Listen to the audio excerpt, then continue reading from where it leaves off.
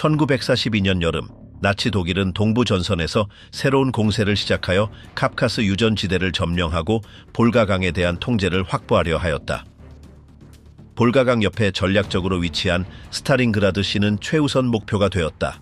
작전은 도시 대부분을 황폐화시킨 공중 폭격으로 시작되었다. 이후 소련군의 저항은 구역별로 조직되어 장기적인 시가전으로 이어졌고 독일군의 진격을 저지하는 데 성공했다. 폐허가 된 모든 건물은 방어 거점으로 변모하여 침략군의 움직임을 어렵게 만들었다.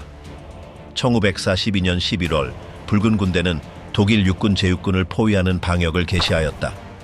보급이 충분하지 않은 채로 고립된 독일군은 극심한 추위 속에서 수주간 버텨야 했고 식량, 탄약, 의약품의 부족에 시달렸다. 구출 시도는 충분하지 않았다. 1943년 2월 독일군의 최종 항복은 전쟁의 흐름을 바꾸었다. 어떻게 폐허가 된 한 도시가 역사상 가장 결정적이고 치열한 전투 중 하나의 무대가 될 수 있었을까?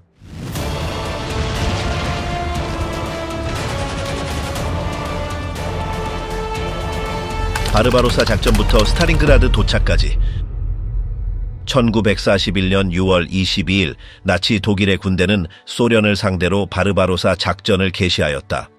300만 명이 넘는 독일군 병력과 함께 루마니아, 헝가리, 이탈리아, 핀란드 군대가 발트해에서 흑해까지 국경을 넘어 진격하였다. 이 작전은 소련 붉은 군대를 몇 주 안에 격파하기 위한 신속한 공세로 설계되었다. 작전 초기 몇 달 동안 독일군은 대규모 포로를 확보하며 광대한 소련 평원을 따라 전선을 넓혀가는 데 성공하였다.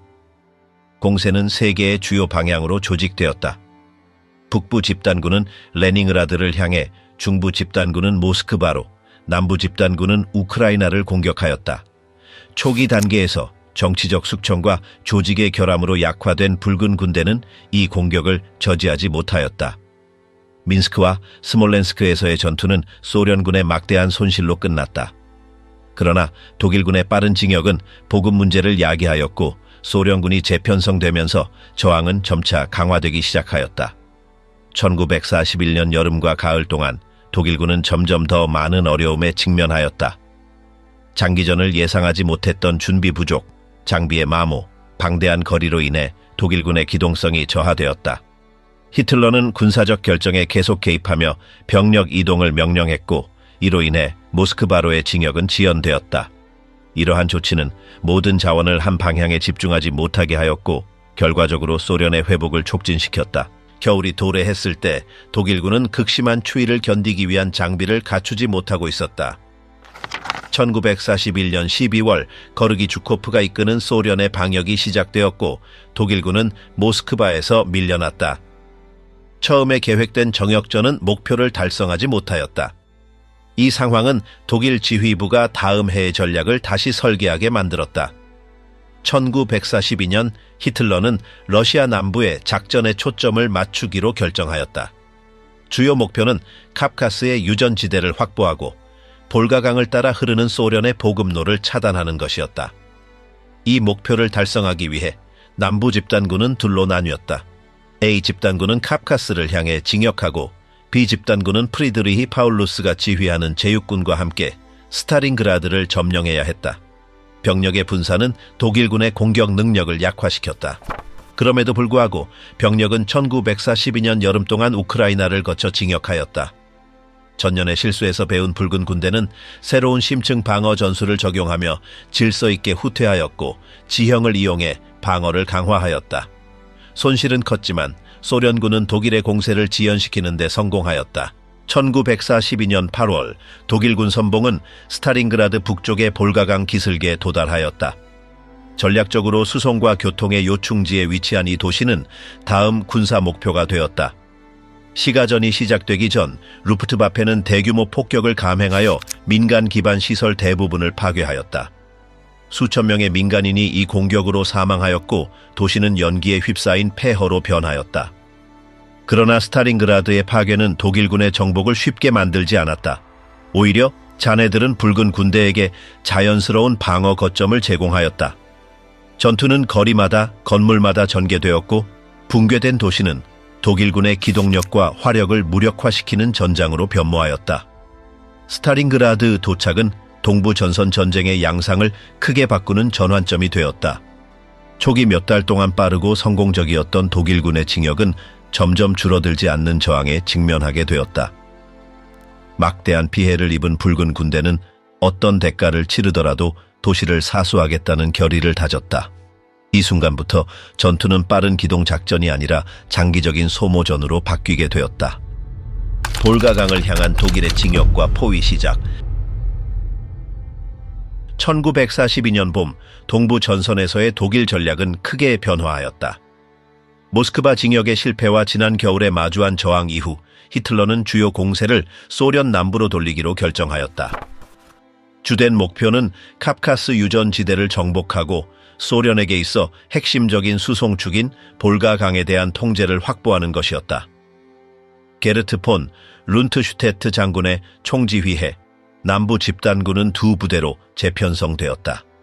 카프카스를 향한 공세를 맡은 A 집단군과 스타링그라드를 목표로 하는 B 집단군이다. 후제는 프리드리히 파울루스 장군이 지휘하는 제6군이 포함되었으며 그는 소련 지도자의 이름을 딴 도시를 점령하는 임무를 부여받았다.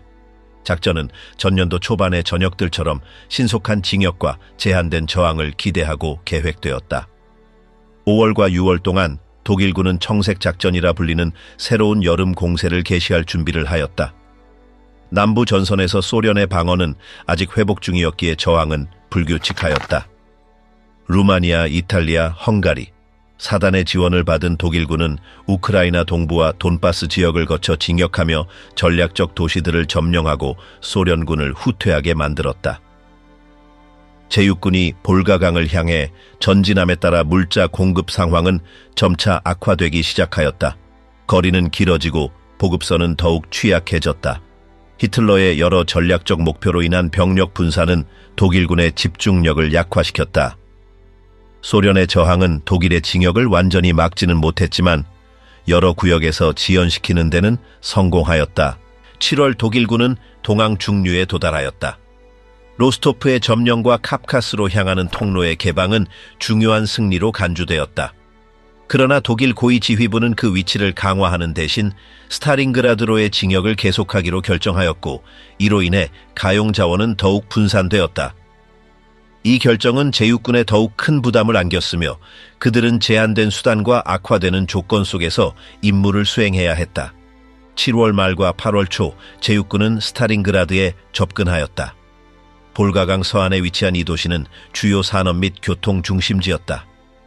이 도시를 통제하는 것은 소련의 주요 보급로를 차단하고 카프카스로 향하는 공세의 북쪽 측면을 보호하는 것이었다. 히틀러는 도시 이름의 상징적 가치를 인식하고 이를 절대적 우선순위로 삼아 점령을 명령하였다. 시가전이 시작되기 전 루프트와페는 스타링그라드를 대상으로 대규모 폭격 작전을 벌였다. 수일간 도시는 계속된 공격을 받았고 수많은 민간인이 사망하며 기반 시설 대부분이 파괴되었다. 폐허가 된 스타링그라드는 독일군의 징역을 돕기는커녕 붉은 군대의 유리한 방어의 미로로 바뀌었다. 폭격은 소련의 저항 의지를 꺾지 못하였다. 바실리 추이코프의 지휘해 소련군은 근접 방어 전술을 채택하였고 독일군의 화력 우위를 약화시키기 위해 적과 가까이 붙었다. 모든 건물, 공장, 지하실은 요새화된 방어 거점으로 전환되었다. 파괴된 도시의 지형은 독일의 전술적 우위를 일정 부분 무력화시켰다. 8월 독일군 부대는 동항을 건너 마지막 공격을 준비하였다. 스타링그라드의 점령은 여름 공세의 정점으로 여겨졌다. 제6군은 북부 외곽 지역을 공격하며 시 중심과 볼가강 방향으로 돌파를 시도하였다. 초기의 징역에도 불구하고 강을 넘어온 소련의 새로운 증원군에 의해 저항은 점점 강해졌다. 독일 고위 지휘부는 소련이 인력과 물자를 보충하는 능력을 과소평가하였다. 자국 영토에서 작전하는 이 점을 활용한 붉은 군대는 볼가강을 통한 보급선을 조직하였고 이로 인해 방어군은 굳건히 자리를 지킬 수 있었다. 독일군이 점령하는 모든 미터의 땅은 막대한 노력을 필요로 했고 큰 피해를 초래하였다. 신속하게 시작된 독일의 공세는 도시 내부로 진입할수록 점차 느려졌다. 전투는 점점 더 치열하고 근접하게 변하였다.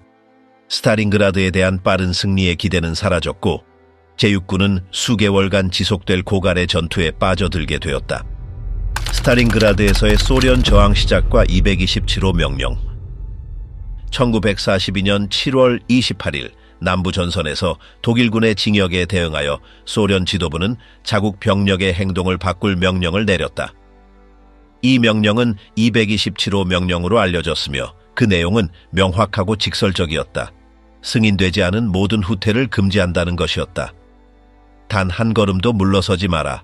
는 구호는 이후 수개월간 소련 병사들의 행동을 지배하는 지침이 되었다. 이 명령을 유발한 상황은 매우 위급했다. 여름 공세의 첫 몇 달 동안 붉은 군대는 연이은 패배를 겪었다. 전략적 도시들의 함락과 독일 제6군의 볼가 징역은 소련 최고 지휘부에 큰 경각심을 일으켰다. 스탈린은 규율 결여와 조기 후퇴가 재앙을 부르고 있다고 확신하였고 전선을 안정시키기 위한 극단적인 조치를 명령하였다. 227호 명령은 무단으로 지위를 이탈하는 병사를 사격할 특별부대의 설치를 포함하고 있었다. 또한 승인되지 않은 후퇴를 허용한 지휘관에게도 엄중한 처벌을 예고하였다. 이러한 조치들은 가혹했지만 결정적인 순간에 부대의 결속을 높이는 데 기여하였다. 제6군이 스탈린그라드에 접근하면서 소련 지휘부는 도시의 방어를 재정비하기 시작하였다. 바실리 추이코프가 62군의 지휘관으로 임명되어 도시의 직접 방어를 맡았다. 그는 어떤 대가를 치르더라도 저항한다는 원칙 아래 폭격으로 파괴된 도시의 잔해를 자연 방어선으로 활용하는 전략을 채택하였다. 스탈린그라드의 방어는 여러 구역으로 나뉘어 각기 다른 지휘관의 책임에 조직되었다. 전투병들은 독일군의 포병 및 항공 우위를 무력화시키기 위해 극단적인 근접 전술을 도입하였다. 대규모 공격 앞에서도 후퇴하기보다는 소련군은 지하실, 파괴된 공장, 붕괴된 건물 속에 참호를 구축하여 매 미터의 땅을 두고 적과 격전을 벌였다. 스탈린그라드를 방어한 소련 병력은 정규군뿐 아니라 민병대도 포함되어 있었다. 많은 민간인들이 방어를 돕기 위해 동원되었고 참호를 파고 바리케이드를 쌓으며 보급 및 후방 지원에 참여하였다. 민간인의 참여는 전투에 또 다른 차원을 더하였다.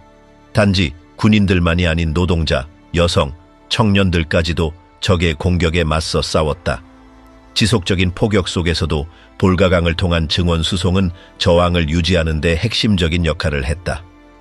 소련군은 바지선과 임시선박을 이용해 병력, 탄약, 필수 보급품을 강을 건너 보냈다. 강을 건너는 과정에서 많은 희생이 있었지만 꾸준한 증원은 방어선의 즉각 붕괴를 막아주었다. 9월부터 시작된 스탈린그라드 전투는 극도로 격렬한 충돌로 특징지어졌다. 적군과의 거리차는 불과 수미터로 줄어들었고 많은 구역에서는 백병전이 벌어졌다. 전선이라는 개념이 무의미해졌고 한 건물 안에서도 한 층은 소련군, 다른 층은 독일군이 점령하는 상황이 벌어지곤 했다. 예상치 못한 저항에 직면한 독일 지휘부는 병력 증강을 시도하며 스탈린그라드의 보병과 기갑사단을 추가로 투입하였다. 그러나 파괴된 도시 구조는 탱크와 중화기의 효율적인 운용을 어렵게 만들었다. 모든 징역은 막대한 자원을 소모하였고 높은 사상자를 초래하였다. 단 한 걸음도 물러서지 마라. 는 227호 명령의 정신은 방어선 전 구역에 깊이 스며들었다. 막대한 피해에도 불구하고 소련군은 계속해서 저항을 이어갔다. 일부 구역에서는 전체 대대가 전멸했지만 그 자리는 즉시 볼가강 건너에서 도착한 새 병력으로 대체되었다. 스탈린그라드에서의 저항은 독일군의 징역을 저지했을 뿐만 아니라 공격군에게 큰 소모를 안기기 시작하였다. 지난 수년간의 신속한 작전에 익숙했던 제6군은 스탈린그라드에서 결코 쉽게 돌파할 수 없는 장애물을 만난 셈이었다. 처음엔 단기 정복 작전처럼 보였던 전투는 점차 병력과 자원을 견딜 수 없는 속도로 소모하는 장기전으로 변모하였다. 227호 명령의 시행, 방어체계의 재조직, 군민 공동의 노력은 1942년 여름 독일의 징역을 저지하는 데 결정적인 요인으로 작용하였다. 스탈린그라드에 대한 첫 폭격과 도시의 파괴. 1942년 8월 말 스타링그라드는 독일 공군에 의해 대규모 폭격을 받기 시작하였다. 리히트호펜 장군의 지휘하에 루프트와페는 지상 공격에 앞서 산업 인프라, 통신망, 민간인의 사기를 파괴하라는 명령을 받았다. 수일간 연속적으로 독일 폭격기 편대가 끊임없이 도시를 공격하였고 도시 대부분은 잿더미로 변하였다. 대규모 첫 폭격은 8월 23일에 시작되었으며 몇 시간 만에 광범위한 주거 지역이 파괴되었다. 공장, 창고, 철도역, 병원 등이 파괴되거나 사용 불가능한 상태가 되었다. 이 초기 폭격에서 사망한 민간인은 4만 명이 넘는 것으로 추정된다. 여름의 더위와 소방 인력 부족으로 인해 통제 불가능한 화재가 다수의 구역을 휩쓸었다. 스타링그라드의 물리적 파괴는 막대한 인명피해를 초래했을 뿐 아니라 도시 환경을 혼돈의 전장으로 바꾸어 놓았다. 독일군은 폐허가 된 도시가 징역을 돕는다고 판단했으나 오히려 이는 소련군에게 수많은 즉흥적인 방어 거점을 제공하였다. 무너진 건물 하나하나, 잔해로 가득한 거리 하나하나는 은신처와 매복 지점이 되었다. 파괴는 대피하지 못한 민간인에게도 심각한 영향을 주었다. 수천 명이 파괴된 건물의 지하실에 갇히거나 잔해 속의 은신처를 찾아야 했다. 부상자 다수는 의료 서비스를 받지 못하였고 식수, 전기, 식량 같은 기본 보급품은 포위 초기부터 부족하였다. 소련 지휘부는 이 공격의 규모에 충격을 받았지만 도시의 폐허를 방어 재편의 기회로 활용하였다. 바실리 추이코프가 지휘하는 소련 제62군은 잔해 속에 저항 거점을 구축하며 독일군의 징역을 어렵게 만들었다. 소련 병사들은 도시의 각 구역을 마지막 병사까지 방어하라는 명령을 받았고 무너진 건물의 잔해를 임시 참호로 사용하였다. 한편 프리드리히 파울루스 장군이 지휘하는 독일 제6군은 동항을 건너 스타링그라드 외곽으로 진입하였다. 선행된 폭격에도 불구하고 그들은 예상보다 강한 저항에 직면하였다. 폐허 속에 참호를 구축한 소련군은 독일군과 최대한 가까이 접근하여 포병 및 공중 폭격의 효과를 떨어뜨리는 근접 전투를 시작하였다. 스타링그라드에서의 첫 지상전은 드제르진스키 트랙터 공장과 철도 창고와 같은 전략적 요충지에서 치열하게 벌어졌다. 도시의 각 구역을 장악하는 데는 며칠씩의 격렬한 전투가 필요했고 양측 모두에게 막대한 인명피해가 발생하였다. 이전 전역에서 독일군의 강점이었던 기동성은 이 파괴된 지형에서 거의 무력화되었다. 파울루스 장군은 독일 고위 지휘부에 추가 병력 지원을 요청하였다. 그러나 동시에 진행 중이던 카프카스 공세로 인해 자원의 분산이 심각했고 신병 투입이 어려웠다. 그럼에도 불구하고 히틀러의 명령은 명확했다. 스타링그라드는 어떤 대가를 치르더라도 점령해야 한다는 것이었다. 시간이 지나며 폭격은 계속되었지만 그 효과는 점점 줄어들었다. 루프트와페는 소모전의 영향으로 전력에 타격을 입었고 소련 공군의 방역과 연료 및 부품 부족으로 어려움을 겪었다.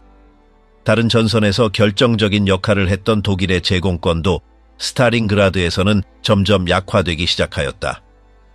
초기 폭격은 소련의 저항 능력을 파괴하려 했으나 결과적으로는 독일군의 작전을 더 어렵게 만들었다.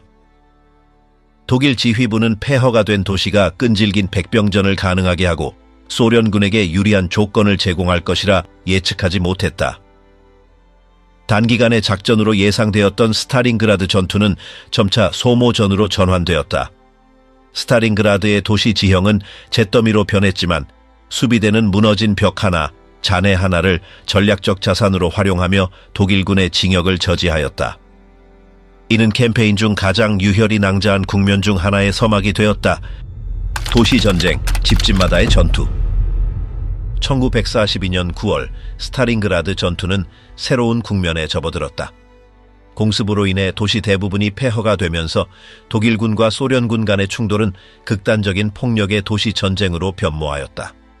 모든 건물, 지하실, 공장이 백병전을 통해 점령하거나 방어해야 하는 작은 요새로 바뀌었다. 프리드리히 파울루스가 지휘하는 독일 제6군은 도시 북쪽 외곽에서 천천히 전진하였다.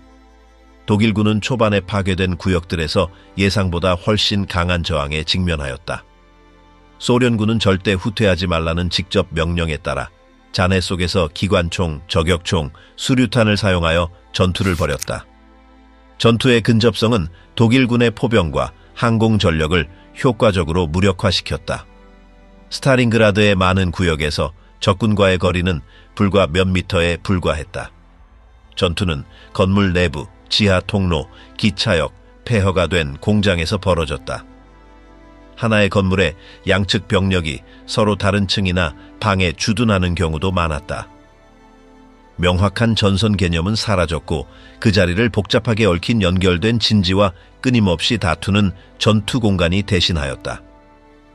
독일군의 전략은 경전차와 기동 포병의 지원을 받는 소규모 돌격대 투입에 의존하였다. 이 부대들은 신속하고 지속적인 공격으로 건물 하나하나를 확보해야 했다. 그러나 소련군은 지하실이나 잔해 사이에 숨겨진 진지에 참호를 구축하여 공격 부대가 목표에 도달하기도 전에 저지하거나 전멸시키는 데 성공하였다. 소련군은 반대로 소규모의 자율적인 부대를 통해 방어를 조직하였다. 각 부대는 특정 건물이나 거리의 구역을 맡아 마지막 병사까지 저항해야 했다. 전투의 강도와 기반 시설의 붕괴로 인해 이들 간의 통신은 어려웠지만 전반적인 저항은 독일군의 원활한 징역을 차단하였다. 드제르진스키 트랙터 공장, 붉은 시벌 공장, 게르하르트 제분소는 저항의 상징으로 떠올랐다. 이 산업단지들은 심각한 손상을 입었음에도 소련 수비대에 의해 요새화되었고 전투의 핵심 거점으로 탈바꿈하였다. 수주 동안 독일군의 공격은 이 지점들에서 좌절되었고 양측 모두 막대한 손실을 입었다. 저격수들은 이 전투 국면에서 중요한 역할을 하였다. 소련군은 잔해와 파괴된 구조물을 이용해 사격망을 형성하였고 독일군 장교와 부사관들 사이에 많은 희생을 초래하였다. 가장 유명한 인물 중 하나는 바실리 자이체프로. 스타린그라드 중심에서의 활약은 적의 징역을 막고 방어군의 사기를 높이는 데 기여하였다. 도시 전투의 격렬함은 병사들의 사기에도 영향을 주었다. 끊임없는 스트레스, 적과의 근접, 휴식 부족, 극단적인 비위생 상태는 전반적인 피로를 가중시켰다. 개방 지형에서의 빠른 작전에 익숙한 독일군은 스타린그라드에서 벌어지는 이러한 전투 방식에 특히 고통을 겪었다. 탄약, 식량, 의약품의 보급은 양측 모두에게 큰 도전이 되었다. 볼가강 동쪽 제방에 배치된 소련 포병은 독일 진지를 지속적으로 포격하며 증원과 보급 수송을 방해하였다. 독일군은 도시 일부를 점령했지만 강을 통한 소련군의 보급로를 완전히 차단하지는 못하였다. 독일군의 노력에도 불구하고 1942년 10월 중순까지 징역은 현저히 느려졌다. 아주 작은 지역을 점령하는데도 막대한 인명피해가 뒤따랐다. 병력이 줄어든 소련군은 볼가강 건너편에서 계속해서 병력 보충을 받았고 군수관리해 운영되는 공장들은 폭격 속에서도 무기와 탄약을 생산하고 있었다. 스타린그라드에서의 전쟁은 잔혹한 소모전으로 바뀌었다. 어느 쪽도 물러설 의사가 없었고 매주 수천 명의 사상자가 발생하였다. 도시를 단기간에 점령하겠다는 독일군의 희망은 폐허 속 끊임없는 전투 속에서 점차 사라지고 있었다. 추축국 동맹군과 스타린그라드 포위전 내의 내부 분열. 독일군이 스타린그라드 내부에서 전투를 벌이는 동안 독일 제육군의 측면 방어 책임은 주로 추축국 동맹군에게 맡겨졌다. 루마니아, 이탈리아, 헝가리 부대들이 동항을 따라 그리고 전략적 중요도가 낮은 전선에 배치되었으며 소련군의 위협이 그 지역들에서는 제한적일 것이라는 가정하에 이루어진 배치였다. 독일 지휘부는 이들 동맹군이 경험이 부족하고 장비도 열악하다는 사실을 알고 있었지만 스타린그라드의 완전한 점령을 확보하는 데 필요한 시간 동안은 방어선을 유지할 수 있을 것이라 믿었다. 그러나 처음부터 준비 부족, 무장 상태, 병사들의 사기 문제와 관련된 심각한 문제가 드러났다. 스타린그라드 북서부에 배치된 루마니아군은 대전차 무기와 중포병의 지원이 부족하였다. 그들의 장비는 대부분 구식이었으며 방어선은 너무 넓게 펼쳐져 효과적으로 방어하기 어려운 상태였다. 보다 후방 구역을 방어하던 이탈리아군도 유사한 문제를 겪었으며 보급 부족과 내부 결속력 결핍에도 시달렸다. 북쪽에 배치된 헝가리군 또한 소련군에 대응할 전투 능력에서 심각한 결함을 드러냈다. 독일 최고 지휘부의 이들 동맹군에 대한 신뢰는 그들의 실제 전투 능력을 반영한 것이 아니라 스탈린그라드 시내 전투에 독일군을 집중시키려는 절박한 필요에 기반한 결정이었다. 이러한 전략적 판단은 제6군의 측면에 구조적인 취약점을 만들어냈으며 이는 훗날 소련군이 적극적으로 이용하게 되었다. 독일군 내부에서도 보급 문제, 전투 피로, 지휘상의 불일치로 인한 긴장이 고조되기 시작하였다. 일부 사단 및 군단급 지휘관들은 자원 부족과 병력의 소모에 대해 우려를 표했지만 히틀러의 직접 명령을 따르던 최고 지휘부는 어떤 대가를 치르더라도 스탈린그라드를 점령해야 한다는 방침을 고수하며 측면 방어 재편이나 병력 강화의 필요성을 심각하게 고려하지 않았다. 시간이 흐르며 추축국 동맹군의 상황은 더욱 악화되었다. 붉은 군대는 루마니아군과 이탈리아군의 방어선이 약하다는 점을 파악하고 특정 전선에 은밀히 병력을 집중시키기 시작하였다. 알렉산드르 바실렙스키와 거르기 주코프 같은 지휘관의 지도해 소련군은 제6군을 포위하기 위한 대규모 공세를 준비하였다. 독일이 확보한 정보에 따르면 소련군의 병력 이동이 감지되었으나 이는 단순한 방어 작전의 일환으로 간주되어 경시되거나 무시되었다. 스탈린그라드 시내 전투에 집중하던 독일군 참모진은 동맹군의 전선을 보강하거나 방어선을 축소하는 등의 결단을 내리지 못하였다. 그 사이 루마니아와 헝가리군은 자신들의 취약성을 인식하고 대전차 무기와 보병 예비 병력 지원을 반복적으로 요청하였다. 그러나 이 요청들은 대부분 무시되거나 도시 전투에 집중된 우선순위로 인해 미흡하게 대응되었다. 스탈린그라드 내부에서도 전투의 고조와 함께 독일군 내부 분열이 심화되었다. 누적된 사상자, 효과적인 병력 교대의 부재, 병사들의 육체적, 정신적 피로가 부대의 효율성에 영향을 미치기 시작하였다. 부상자와 병든 병사들의 수는 증가했고 야전 병원은 포화 상태였으며 보급선도 점점 더 불안정해졌다. 이처럼 외부 방어선의 약화와 내부 전투 병력의 피로가 결합되면서 붉은 군대가 전략적 공세를 개시하기에 이상적인 조건이 형성되었다. 겉보기에 견고해 보이던 스탈린그라드 주위의 독일 포위망은 사실 심각한 구조적 결함을 안고 있었으며 일부 지휘관들이 그 문제를 인지하고 있었음에도 시기적절한 조치가 이루어지지 않았다. 제6군 측면에 배치된 추축국 동맹군과 내부의 긴장은 이후 전투의 전개에 결정적인 영향을 미쳤고 이러한 약점은 1942년 11월 우라노스 작전에서 붉은 군대가 성공적으로 이용하게 되어 스탈린그라드 전투의 흐름을 바꾸게 되었다.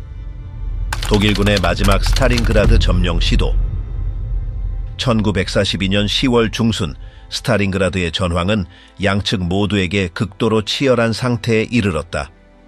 수주간의 격렬한 시가전을 치른 독일군은 지쳐 있었고 자원도 점점 고갈되고 있었다. 그럼에도 불구하고 히틀러는 도시의 완전한 점령을 고집하였다. 프리드리히 파울루스 장군은 독일 제6군을 지휘하며 볼가강 서안의 소련군 점령 구역을 탈환하기 위한 최종 공격 명령을 받았다.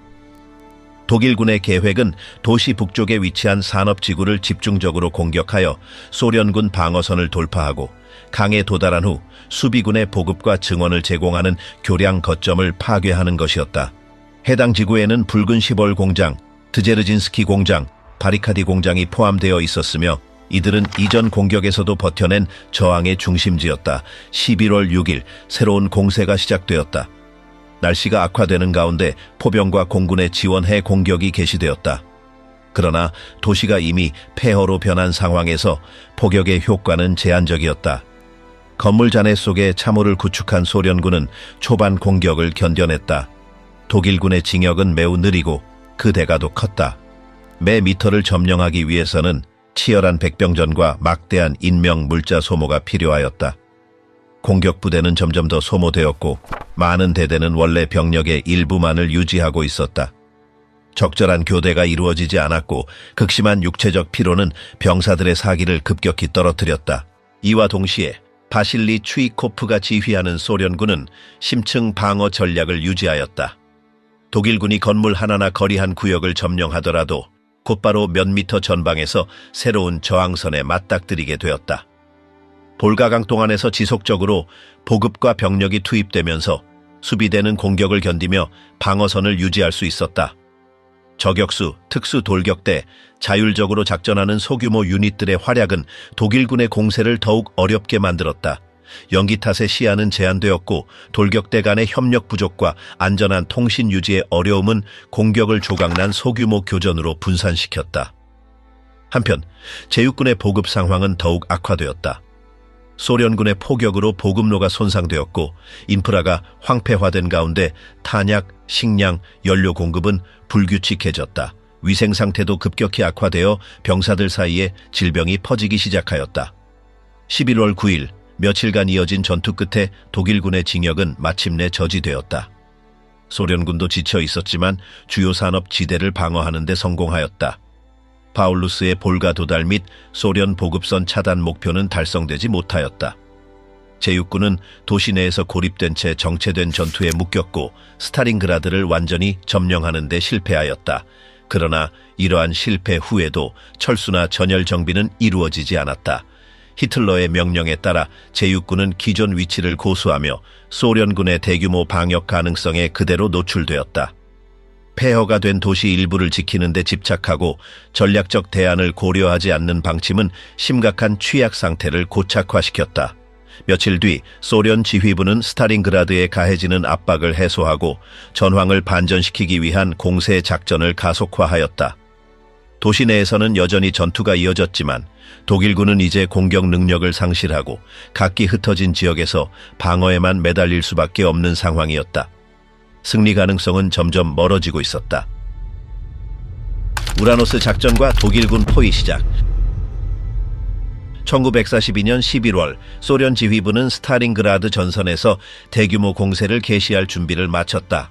우라노스 작전이라 명명된 이 작전은 독일 제육군과 그 측면에 배치된 추축국 동맹군을 포위하기 위해 고안되었다. 이들 측면 방어군은 보강 병력과 적절한 무기 부족으로 인해 약화된 상태였다. 알렉산드르 바실렙스키와 거르기 주코프 장군의 지휘 아래 붉은 군대는 도시 북부와 남부의 전략적 구역에 대규모 병력, 전차, 포병을 집중 배치하였다. 작전 준비는 철저한 비밀 속에 진행되었으며 병력은 야간에 이동하고 주간에는 은폐하여 독일 정찰기에게 탐지되지 않도록 하였다. 그 사이 독일 지휘관들은 겨울 동안 대규모 공세를 벌일 자원이 소련에 없다고 판단하여 위협을 과소평가하였다. 1942년 11월 19일 악천후 속에서 소련군은 스타링그라드 북쪽의 루마니아 방어선에 대한 공격을 개시하였다. 강력한 포격 하에 루마니아군 방어선은 빠르게 무너졌다. 효과적인 대전차 무기의 부족과 병사들의 낮은 훈련 수준은 소련군의 징역을 더욱 쉽게 만들었다. 불과 몇 시간 만에 붉은 군대는 전선을 돌파하고 남쪽으로 진격하여 독일군 후방을 위협하기 시작하였다. 다음 날 11월 20일에는 스타링그라드 남쪽 루마니아 방어선을 대상으로 한 두 번째 공세가 시작되었다. 북부와 마찬가지로 소련의 수적 더 물적 우세 앞에 방어선은 붕괴되었고 두 공세 구역 사이에 위치한 독일군 부대는 순식간에 일관된 방어선을 구축할 수 없는 취약한 상황에 놓이게 되었다. 1942년 11월 23일 북쪽과 남쪽에서 진격한 소련군은 스타링그라드 서쪽의 칼라치에서 합류하였다. 이 기동은 250만 명이 넘는 추축국 병력을 포위하였으며 그 안에는 독일 제육군 전체, 여러 루마니아 사단, 제사기갑군 일부, 기타 지원 부대가 포함되어 있었다. 단 나흘 만에 완성된 이 포위망은 독일군을 외부 지원 없이 고립된 상황에 몰아넣었고 즉각적인 탈출 가능성도 없었다. 소련군의 기동 속도와 작전 규모의 충격을 받은 독일 지휘부는 뒤늦게 반응하였다. 포격과 통신선 파괴로 인해 제육군과 상급 지휘부 간의 연락도 불규칙해졌다. 초기에 일부 독일 지휘관은 서쪽으로의 즉각적인 철수를 제안했지만 히틀러는 후퇴를 일절 거부하며 파울루스에게 스타링그라드의 위치를 고수하라고 명령하였다. 포위된 지역 내부에서는 상황이 급격히 악화되었다. 포위 전에도 제한적이었던 식량, 탄약, 연료는 오랜 기간을 버틸 수 있을 만큼 충분하지 않았다. 혹한, 질병, 기본 물자 부족은 독일군과 동맹군의 사상자를 급격히 증가시켰다. 이와 동시에 붉은 군대는 포위망을 공고히 하며 내부의 저항을 점차 압박할 준비에 착수하였다. 외부에서의 구출 시도를 차단하기 위해 새로운 부대가 배치되었고 소련군은 포위 내부 병력의 소모를 유도하는 작전을 기획하였다. 우라노스 작전은 동부 전선의 독일군에게 전략적으로 치명적인 타격이었다. 기동성 상실, 병력 보충 또는 철수의 불가능, 그리고 주도권을 장악한 소련군은 전선의 균형을 완전히 바꾸어 놓았다. 스탈린그라드에 고립된 병력의 상황은 제2차 세계대전에서 독일군이 직면한 전례 없는 군사적 위기로 발전하였다. 1942년 11월 말 수립된 포위망은 견고했고 쉽게 돌파할 수 없는 구조였다. 포위망 밖에서의 일부 독일군 돌파 시도에도 불구하고 제6군은 고립된 채 남아 가용한 자원으로만 생존을 이어가야 했으며 무자비한 겨울 속에서 구조에 희망 없이 고립된 전투를 계속해야 했다. 히틀러의 명령과 강제된 저항. 1942년 11월 말 소련군의 포위망이 완성된 후 독일 제6군은 루마니아 및 기타 보조 부대와 함께 스탈린그라드에 고립되었다. 이 상황은 포위된 병력을 구출하기 위한 즉각적인 결정을 요구하였다. 그러나 히틀러는 프리드리히 파울루스에게 현재 위치를 고수하고 점령한 지역을 외부 지원이 도착할 때까지 버티는 요새로 전환하라는 명령을 내렸다.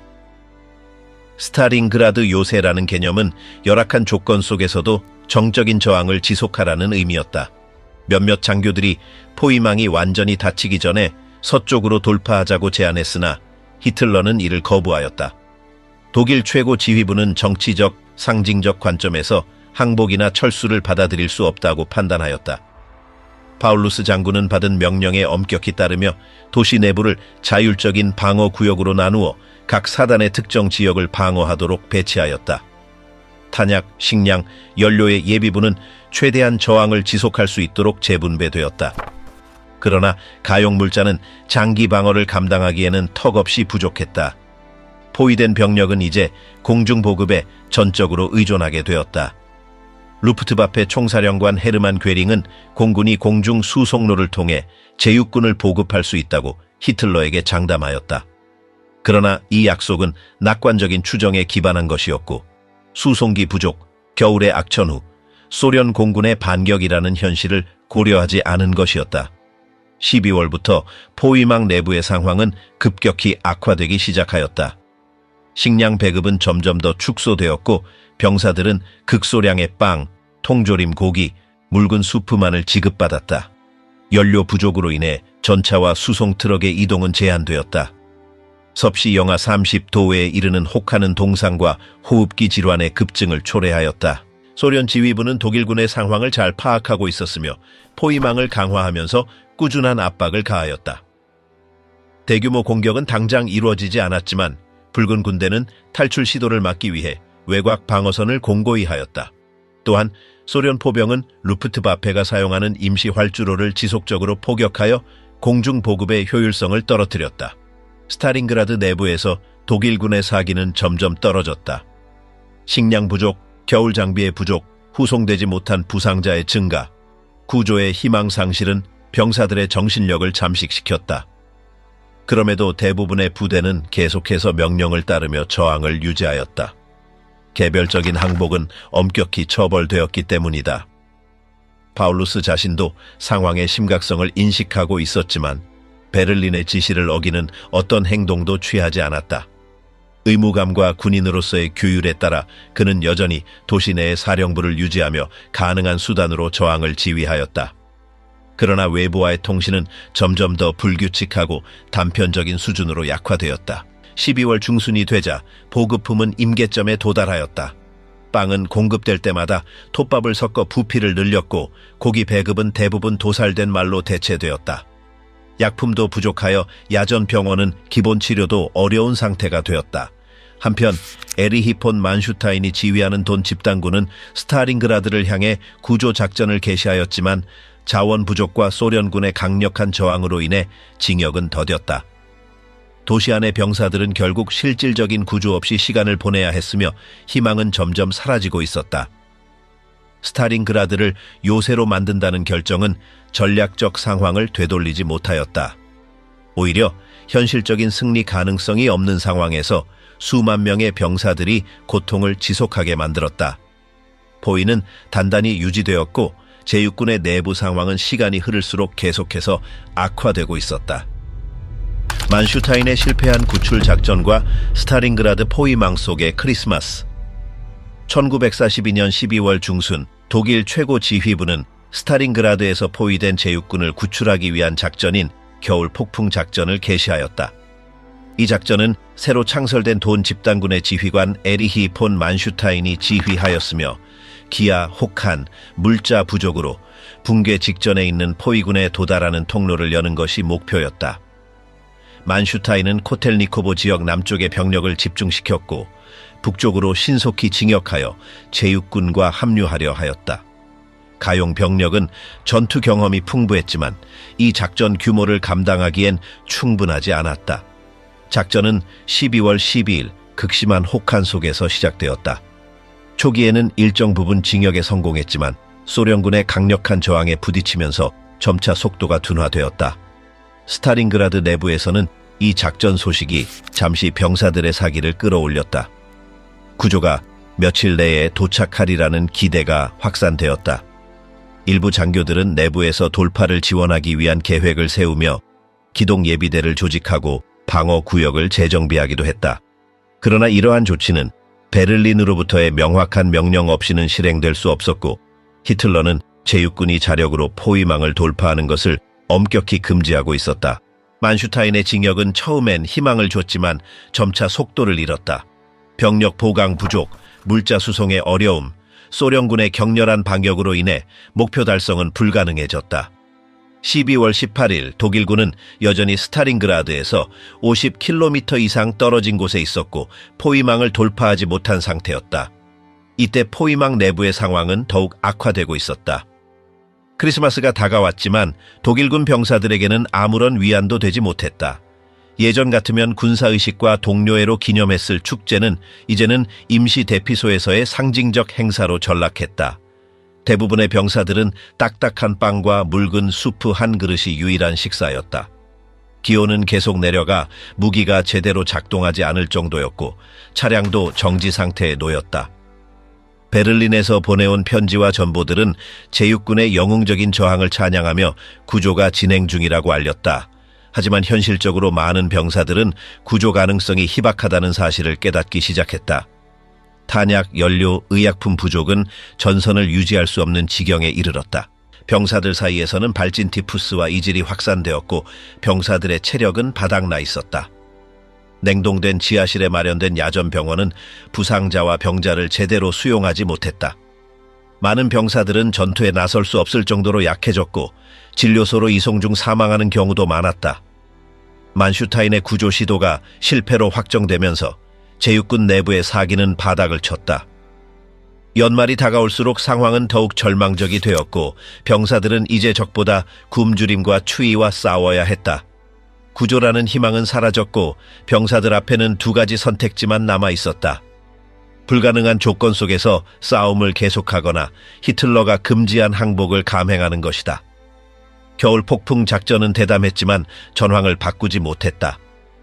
제육군은 여전히 포위망 안에 갇혀 있었고 혹독한 소련의 겨울은 그 운명이 점점 불가피해지고 있음을 보여주고 있었다.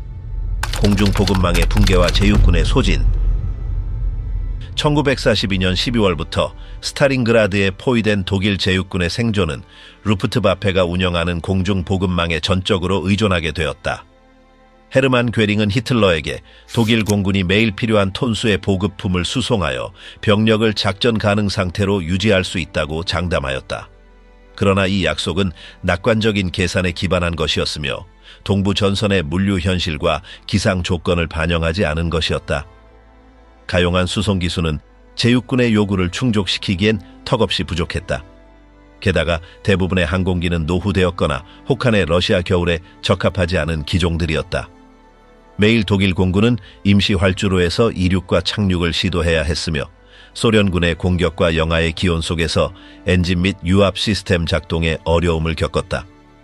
피토믹 활주로는 주요 보급 거점으로 사용되었고 구무라크 등의 다른 비행장들도 보조적으로 활용되었지만 이들의 수용 능력은 제한적이었다. 항공기들은 식량, 탄약, 약품, 때때로 연료를 수송했고 돌아가는 길에는 장거리 이동이 가능한 중상자들을 후송하였다. 그러나 수송량은 기본적인 병참 수요조차 충족시키지 못했다. 공중수송의 일일 평균 보급량은 80에서 100톤 사이였고 제육군을 작전 상태로 유지하는 데 필요한 최소 기준인 300톤에는 한참 못 미쳤다. 소련군의 공격과 악천후로 인한 사고로 항공기 손실이 점점 증가하였고 이는 공중 보급의 효과성을 더욱 약화시켰다. 스탈린그라드 내부에서는 상황이 돌이킬 수 없을 정도로 악화되었다. 식량 배급은 극도로 제한되었고 병사들은 하루 수백 그램의 빵을 겨우 지급받았으며 그마저도 톱밥 등을 섞어 부피를 늘린 형태였다. 병사들은 말도살이나 폐허 속에서 찾은 모든 식용 가능 자원을 먹는 데 의존해야 했다. 기아는 병사들의 전투 능력을 약화시키고 질병 감염률을 높였다. 위생 상태도 빠르게 무너졌다. 약품과 기본 의료 장비가 부족해 야전 병원은 감염이 무방비로 확산되는 장소가 되었고 많은 부상자들이 치료를 받지 못한 채 사망하였다. 발진 티푸스, 이질, 폐 감염이 약해진 병사들 사이에서 퍼져나갔다. 극심한 추위는 상황을 더욱 악화시켰다. 기온은 섭씨 영하 30도 아래로 떨어졌고 겨울복이 지급되었더라도 수량이나 품질이 충분하지 못했다. 많은 병사들이 심각한 동상을 입고 그로 인해 절단 수술을 받거나 궤저로 사망하기도 했다. 포위망 내부의 사기는 심각하게 저하되었다. 공식 선전은 제육군의 영웅적인 저항을 강조했지만 대부분의 병사들은 구조 가능성이 희박하다는 현실을 깨달았다. 굶주림, 추위, 질병, 그리고 긍정적 소식의 부재는 부대의 결속을 서서히 무너뜨렸다. 독일군 지휘부는 조직적 체계를 유지하려 노력했지만 실제로 방어 작전을 위한 병력을 집결시키는 것은 점점 더 어려워졌다. 국지적 방역이나 방어구역 재정비 명령은 수행되지 못했으며 많은 부대는 명목상만 존재하고 실제로는 생존자 몇 명이 방어진지를 유지하고 있는 수준이었다. 소련군은 대규모 공세 대신 지속적인 포격, 소규모 돌격대의 침투, 활주로에 대한 체계적인 봉쇄 등으로 압박을 가하였다. 이로 인해 점진적인 소모는 피할 수 없었다. 공중보급망은 생존을 보장하기는커녕 포위된 병사들의 고통만을 연장시키는 역할을 하였다. 12월 말 루프트와페는 더 이상 작전을 유지할 수 없는 상황에 이르렀다. 항공기와 승무원의 손실은 감당할 수 없는 수준에 도달했고 공급량은 상징적인 수준으로 떨어졌다. 제육군은 이제 소련군의 대규모 공세를 방어할 능력조차 없었다. 공중보급망의 실패는 제육군을 절망적인 상황에 빠뜨렸다. 충분한 보급이나 증원 없이, 포위망을 돌파할 능력 없이 극한의 환경 속에 고립된 병사들에게 패배는 시간 문제일 뿐이었다. 파울루스의 항복. 1943년 1월 말 스탈린그라드에서의 독일 제육군 상황은 더 이상 유지할 수 없는 지경에 이르렀다. 수개월에 걸친 전투, 기아, 질병 끝에 남아있는 병력은 완전한 붕괴 직전에 있었다. 공중 보급 시도는 실패로 끝났고 외부와의 통신은 간헐적이고 신뢰할 수 없는 수준이었다. 살아남은 병사들 대부분은 극도의 탈진 상태에 놓여 조직적인 저항조차 불가능한 상황이었다. 1월 22일 콘스탄틴 로코소프스키 장군을 통한 소련군 지휘부는 프리드리히 파울루스에게 항복 제안을 전달하였다. 제안에는 제육군이 즉시 항복할 경우 포로에 대한 인도적 처우가 보장된다는 조건이 포함되어 있었다. 그러나 파울루스는 히틀러의 명령에 따라 협상 없이 이를 거부하였다. 베를린으로부터의 직접 명령은 어떤 상황에서도 항복 없이 최후의 한 사람까지 저항하라는 것이었다. 며칠 후 붉은 군대는 내부 포위망 축소를 위한 최종 공세를 시작하였다. 1월 10일 강력한 포격으로 시작된 공격은 보병과 전차의 조직적 징역으로 이어졌다. 일부 구역에서의 독일군 저항은 용감했지만 병력은 분산되고 절망적인 상태였으며 탄약 부족, 식량 고갈, 혹한으로 인해 장기적인 방어는 불가능했다. 1월 25일 소련군은 독일군 포위망을 남북 2개의 주요 구역으로 분할하였다. 북쪽에는 대부분의 전투 병력이, 남쪽에는 지휘부 잔여 병력과 일부 분산된 부대가 위치해 있었다. 전투는 산발적인 저항으로 축소되었고 많은 독일 병사들은 더 이상 전투를 지속할 수 없어 자발적으로 항복하였다. 1월 30일 히틀러는 프리드리히 파울루스를 독일군 최고 계급인 원수로 승진시켰다. 이는 상징적인 의도가 담긴 조치로 당시까지 생포된 독일군 원수는 없었기 때문에 파울루스가 항복 대신 자결을 택하길 기대한 것이었다. 그러나 현실을 직시한 파울루스는 병사들의 전멸을 막기 위해 항복하기로 결정하였다. 1월 30일 그는 스타링그라드 중심에 위치한 옛 유니베르막 백화점 지하실에 마련된 지휘소에서 붉은 군대에 생포되었다. 그는 저항 없이 항복하였으며 이 소식은 즉시 베를린에 전달되어 독일 고위 지휘부에 큰 충격을 안겼다. 파울루스의 항복 이후 도시 남부의 전투는 점차 중단되었다. 그러나 스타링그라드 북부에서는 고립된 독일군 병사 일부가 며칠간 저항을 계속하였다.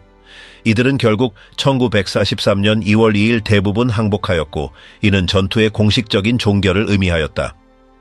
제6군의 항복은 독일에 있어 전례 없는 군사적 재앙이었다.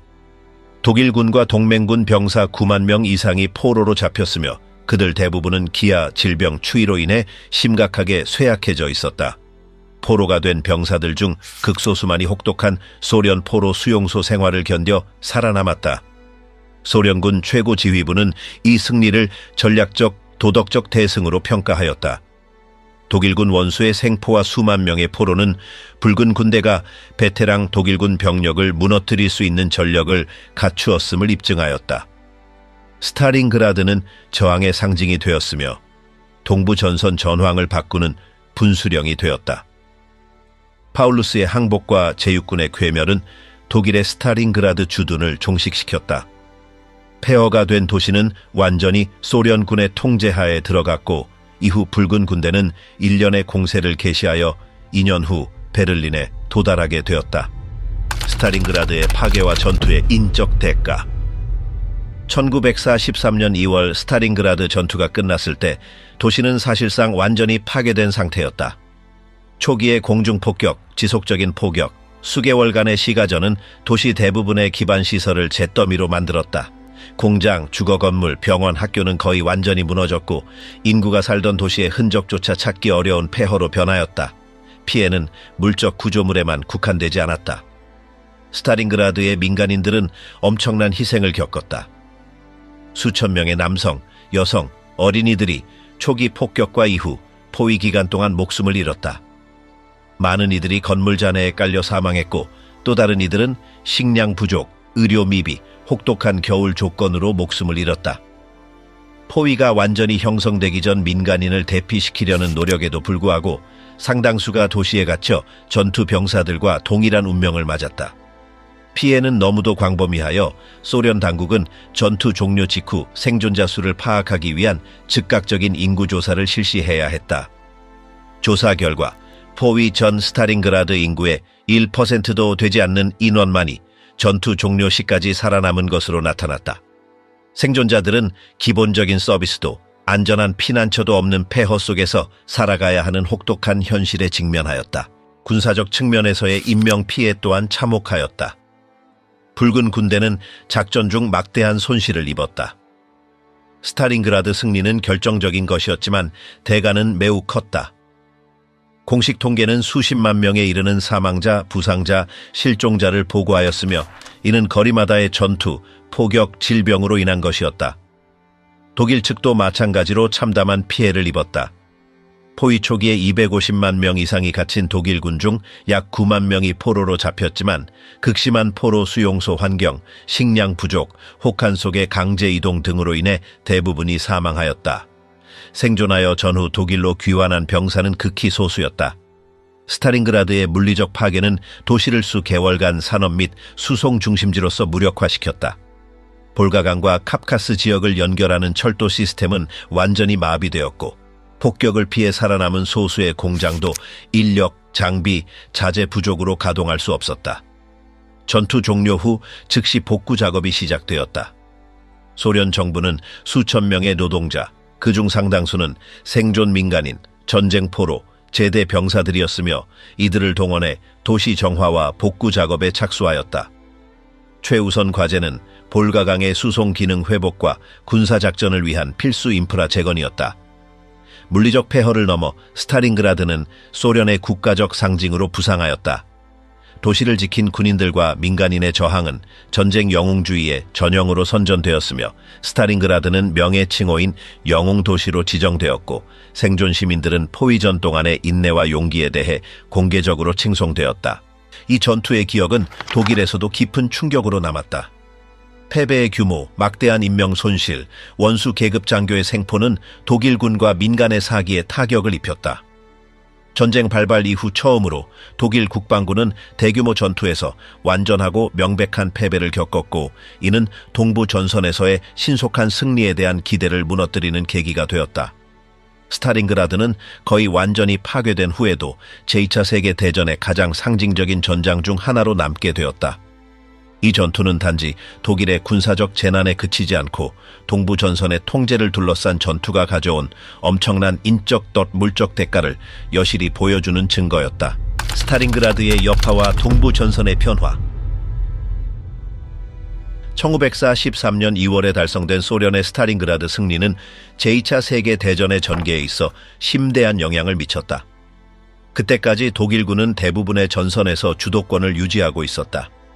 그러나 스탈린그라드에서의 패배는 일련의 후퇴를 초래하였고 동유럽 전선의 전략적 균형을 근본적으로 바꾸는 계기가 되었다.